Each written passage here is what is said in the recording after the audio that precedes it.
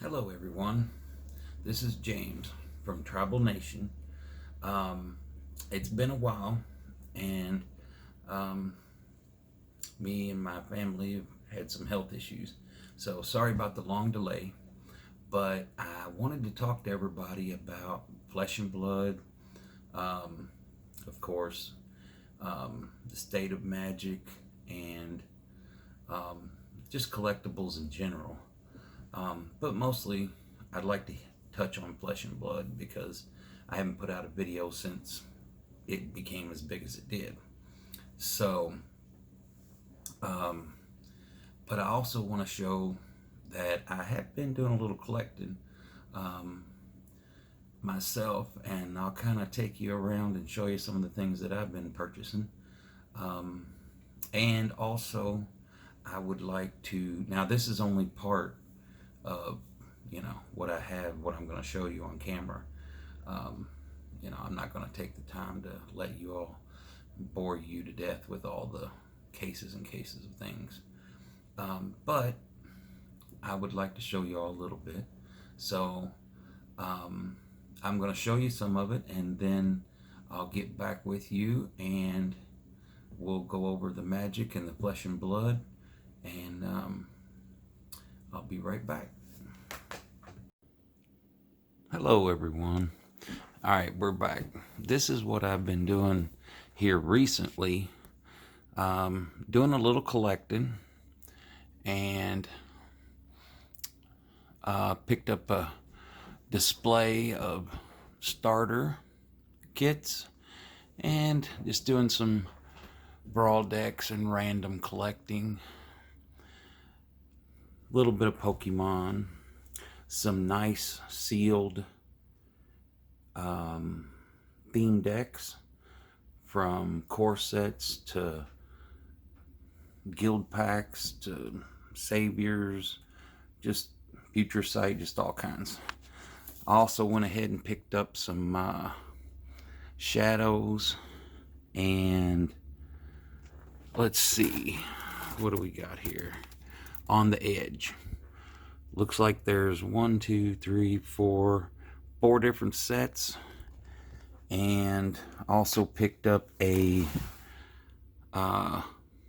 Middle Earth box, which is pretty cool, and some Racer Knights, and some battle cards. Just been randomly picking things up, and got some guild decks, and I picked up a little Flesh and Blood too. The original Welcome to Wraith, Arcane Rising, 1 Unlimited, and then Crucible of Worlds, and then looks like 3 Unlimited, Welcome to Wraith. And basically putting everything together. Looks like we got a couple of Commander Legends and Zendikar boxes, or packs I should say. My video game, and of course I buy cases whenever I can. Commander Legends box and cases.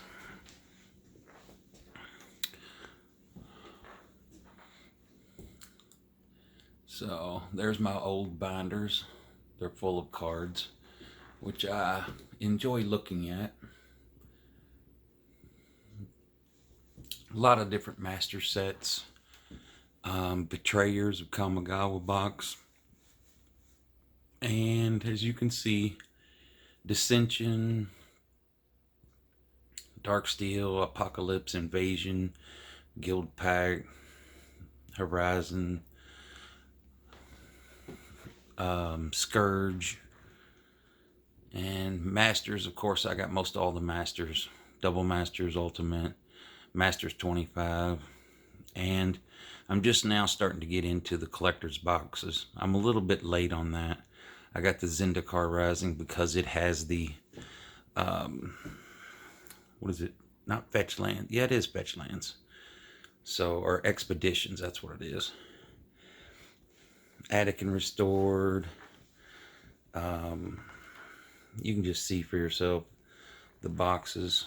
And of course, I got my core sets 2021, 20, 19. I think that's 18. The 15 is in a foreign language, but 13. And of course, I got a brick of Challenger decks. And it just keeps going. The Carns.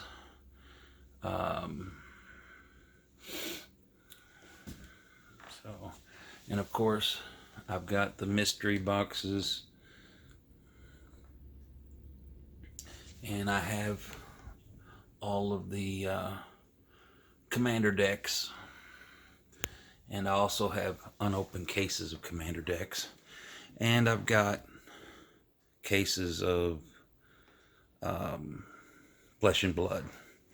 And that's mostly what I want to talk to you all about today is the Flesh and Blood.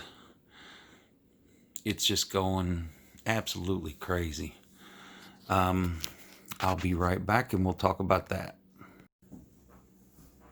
Okay, ladies and gentlemen. So, as you can see, I wanted to talk to everybody about the Flesh and Blood craziness that's going on. And to be honest with you, I think it's going to stick around. It's going to give Magic a run for their money. It looks like they're doing the game right, and they didn't print enough of demand. And you can only get the cold foil special edition in the alpha printed boxes, the first edition. So they're going up and up. And as more get opened, you're going to have a price increase, it seems like, for every box that gets opened. I don't believe there's that much out there. They're supposed to release the print runs, I would say, in the next year or so, and then we'll have a lot better idea. So even the promos are getting really expensive now. So Magic is still doing very well as far as reserve list. Older cards, older boxes, especially the older sealed boxes. I think I remember 4th edition was, I don't know, $700-800 2 months ago, 3 months ago, and now they're $1,200, $1,500. Same thing with Weatherlight. I think it's Ice Age with the new set coming out, the Kaldheim or whatever it is. So it's pushing a lot of the older stuff. Reserve list is going absolutely nuts. It's going up. So it seems like everything is doing very well except for Modern. The Modern Magic cards, I think they finally just printed it too many reprint sets, whether it's the master sets or whether it's the secret layers, which, by the way, I have none of. I don't want no part of it. I don't think that's the right course of action for Wizards to take. Now, for money making, absolutely. Company, I understand why, but for Magic players, it's not a very good proposition, or at least to me it seems that way. It just drives the prices down. I don't like the way they're doing that. So it's a direct to the customer. And with 2020 the way it is, I know LGSs are in trouble.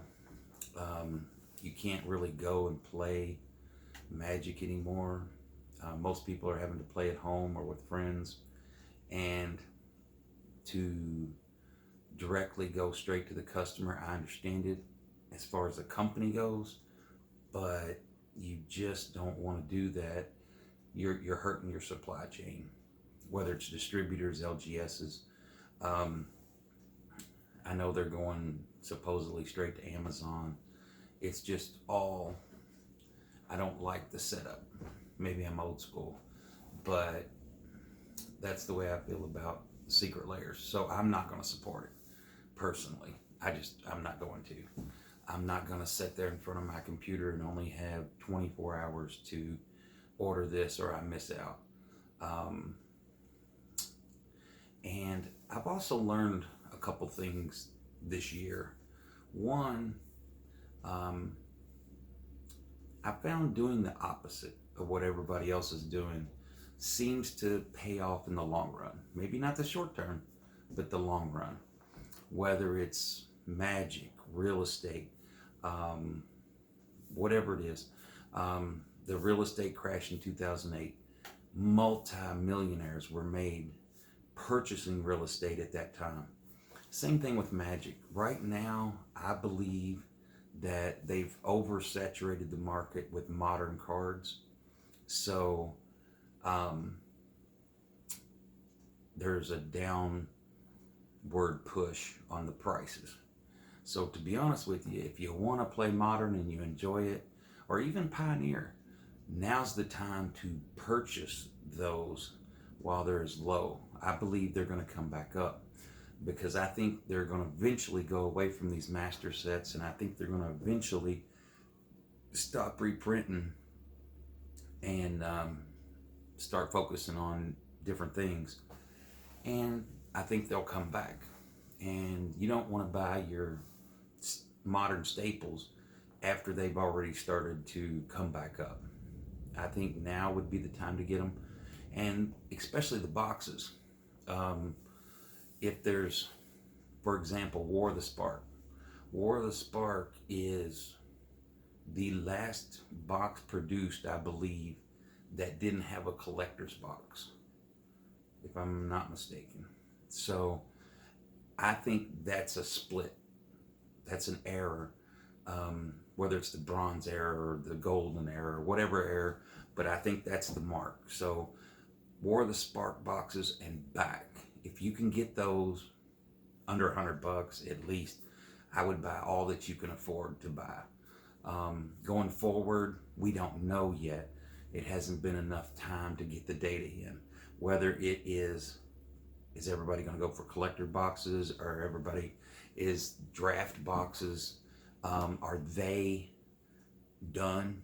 Are they going to go to set boxes and collector boxes and get away from the draft boxes? I don't think they'll totally go away, but my guess is they'll print less of them. And I think in the long run, there's a possibility that they could become maybe not more valuable, but hold their value better because there is less of them. Everybody's talking about these jeweled lotuses coming out of the newest set. I think it's Commanders. Well, if I'm not mistaken, you can buy Commanders draft boxes and still pull the jeweled lotus. Now, it might not be the foil extended art version. It might just be the regular version, but that's fine. You get the card, you get to play with it, and those kind of cards will hold, the draft boxes will hold the price. So I don't think they'll go down, and I don't think they'll ever go away, but they might not be the standard. Everybody's going to want the collector's boxes. I don't think the collector's boxes, the flashy cards, it feels like it's baseball, football, sports card market all over again. That's what it feels like to me. And your one of ones, hopefully they don't go to that, but your serial numbered cards and all that, yeah, it's nice if you can get them, but to me, it's not worth paying $300 when a collector's box first comes out, or $250 just to get something like that. So as long as I can get those same cards and play with them and have the same cards, just not extended art or whatever, into draft boxes, I still believe draft boxes are the way to go. Now, if you have the extra money and you want to, take a gamble, then I don't have anything against those collector boxes per se, but I believe that Wizards is doing it just because they can make more money. Less cards, sell the product for more money. It's a win for the company all the way around. So, by the way, they are still having issues with the print quality. And if you notice, the print quality, I think, in the booster boxes are a little bit more stable than in some of the collector boxes that are all over the place, whether they're foggy or the foiling's not very well. They're having more issues with that than in the standard boxes. So Magic is definitely, all the money's flowing to the older cards and some of the newer stuff, but it's that middle stuff, like I said, Modern and Pioneer, that everybody isn't focused on right now. And I believe if you want to try to park a little bit of money, that might be the spot that you want to go at right now. Flesh and Blood, just to get back on that just for a minute,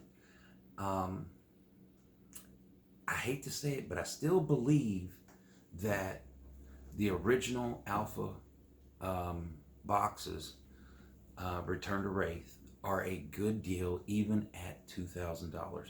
But you're going to have to hold on to it. Now, whether it's 2 years, 5 years, 10 years, whatever it is, I'm not sure.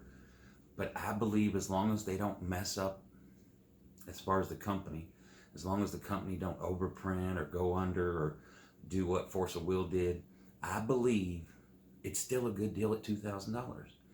I believe it'll hit 5, 10, 15, maybe more $1,000 in 5 years, 10 years. Let's just say if you had a box of Alpha Magic from Magic the Gathering, you had a box of Alpha unopened. Yes, they've been around, 25, 30 years. But if this game goes the same, and it looks like they're following the same template, then I would believe that an Alpha box has got to be $100,000 or more, probably way more than that. So now, can you imagine somebody trying to sell you a box of Alpha Magic cards for $2,000 today? You'd be silly not to buy it. And I think this is going to be the same thing. So even at $2,000, I believe it's a good deal. But just make sure you don't spend the money on a box and not be able to pay your bills. So make sure you have the money to purchase them. And Arcane Rising at $800, $1,000. Yeah, same thing with Beta. They're following the same template. Crucible of Worlds at $500 is a steal. I think, what is it? I don't know what Boxes of Unlimited are, but I think Boxes Revised are 10,000.